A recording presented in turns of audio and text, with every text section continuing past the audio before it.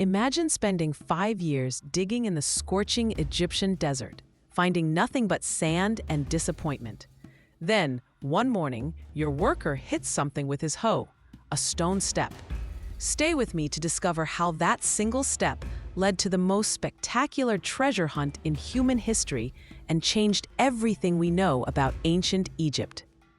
It's November 22nd, 1922, and Howard Carter is about to give up. He's an archaeologist working in Egypt's Valley of the Kings, and his wealthy sponsor, Lord Carnarvon, is losing patience. 5 years of excavation, 5 years of finding absolutely nothing. This is his last season, his final chance. Then a young water boy accidentally uncovers a stone step beneath the sand. Carter's heart races. Could this be it? His team carefully clears away the debris, revealing more steps. They lead down, deeper and deeper. 16 steps total, descending into darkness. At the bottom, they find a sealed doorway, and here's where it gets incredible. The seal is intact, unbroken. After 3,000 years, this tomb hasn't been disturbed. Carter knows what this means. Tomb robbers have plundered almost every burial site in the Valley of the Kings, but not this one. Carter forces himself to wait. He sends a telegram to Lord Carnarvon in England. Just 3 words that would echo through history. At last have made wonderful discovery in Valley. A magnificent tomb with seals intact. Recovered same for your arrival. Congratulations. On November 22nd, with Lord Carnarvon finally present, Carter makes a small hole in the doorway. He holds up a candle and peers inside. The hot air from the tomb rushes out, making the candle flicker. Carnarvon, standing behind him in the darkness, can't stand the suspense. "Can you see anything?" Carnarvon asks. Carter's response becomes legendary. "Yes, wonderful things." And he's not exaggerating. The candlelight reflects off the gold, everywhere. Golden couches shaped like mythical animals, chariots, statues, alabaster vases, thrones. 3,000 years of treasures packed into 4 small rooms. But here's what makes this discovery truly special. This isn't just about gold and treasure. This tomb belongs to Tutankhamun, a pharaoh who died at the age of 19. He ruled Egypt for just 10 years and was largely forgotten by history. His tomb is small because his death was unexpected, yet it contains over 5,000 artifacts.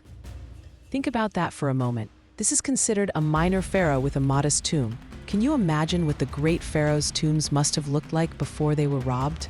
The wealth ancient Egypt possessed is almost incomprehensible. Carter spends the next 10 years carefully excavating and documenting everything. Every bead, every piece of furniture, every jar of ancient honey, perfectly preserved.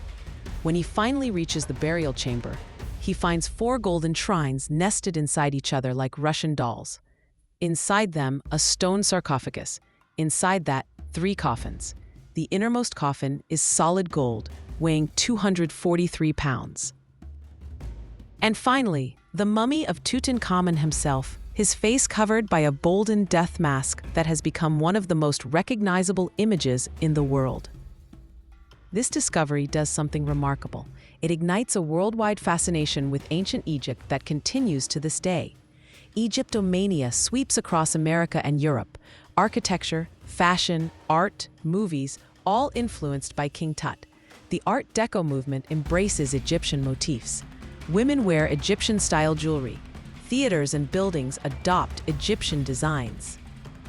But more importantly, Carter's meticulous documentation sets a new standard for archaeology. He doesn't just grab the treasure and run. He photographs everything. He catalogs every item's exact position. He treats the tomb not as a treasure chest, but as a time capsule, a window into how ancient Egyptians lived and died. Today, when you visit a museum and see artifacts displayed with careful context, when archaeologists use ground-penetrating radar and document everything digitally, when we treat ancient sites with respect and reverence, you're seeing Howard Carter's influence. One water boy, one stone step, one man who refused to give up. That's all it took to open a window into a civilization that had been silent for 3 millennia. What's buried in your life waiting to be discovered? What would you find if you kept digging even when everyone else told you to stop? Sometimes the most magnificent discoveries come right when you're about to give up. Please drop a comment below and tell me about a time you almost gave up but kept going. What did you discover about yourself? I'd love to hear your story. And here's something to think about. We all have family treasures and stories buried in time, waiting to be discovered. Have you ever thought about becoming an archaeologist of your own family's history? What stories from your grandparents or great-grandparents are waiting to be unearthed before they're lost forever? Share one family story you've discovered or one you wish you knew more about in the comments. Let's preserve these treasures together. If these moments from history spark something in you, if they make you curious about the ordinary people who did extraordinary things, then you're exactly where you belong. Join the History Sparks community by hitting that subscribe button and ringing the bell. We uncover a new, incredible story every single day. Stories that remind you that persistence, curiosity, and refusing to give up can change the world. Tomorrow, we're uncovering another moment that proves ordinary determination leads to extraordinary discoveries.